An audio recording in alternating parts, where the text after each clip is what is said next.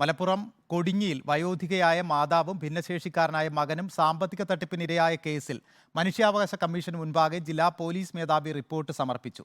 Civil കേസായതിനാൽ വിവരങ്ങൾ കോടതിക്ക് കൈമാറിയതായി SP അറിയിച്ചു. റിപ്പോർട്ട് വാർത്തയ്ക്ക് പിന്നാലെയാണ് പോലീസിന്റെ നടപടി. കൊടിഞ്ഞിയിലെ VT സ്റ്റോർ എന്ന സ്ഥാപനത്തിൽ നിക്ഷേപിച്ച 5 ലക്ഷം രൂപ നഷ്ടപ്പെട്ടതു കാരണം 85-കാരി ആയമ്മയും മകനും ദുരിതത്തിലായെന്ന റിപ്പോർട്ടർ വാർത്തയുടെ അടിസ്ഥാനത്തിലാണ് മലപ്പുറം SP റിപ്പോർട്ട് കൈമാറിയത്. വാർത്ത വന്നതിന് പിന്നാലെ മനുഷ്യാവകാശ കമ്മീഷൻ ആക്ടിംഗ് ചെയർപേഴ്സണും ജുഡീഷ്യൽ അംഗവുമായ K. ബൈജുനാഥ് സ്വമേധയാ രജിസ്റ്റർ ചെയ്ത കേസിലാണ് പോലീസ് റിപ്പോർട്ട് സമർപ്പിച്ചത്. VT സ്റ്റോറിൽ രേഖയില്ലാതെ നിക്ഷേപിച്ച ഏക സമ്പാദ്യമായ 5 ലക്ഷം രൂപ കുടുംബത്തിന് നഷ്ടമായതായി മലപ്പുറം ജില്ലാ പോലീസ് മേധാവി കമ്മീഷനെ അറിയിച്ചു.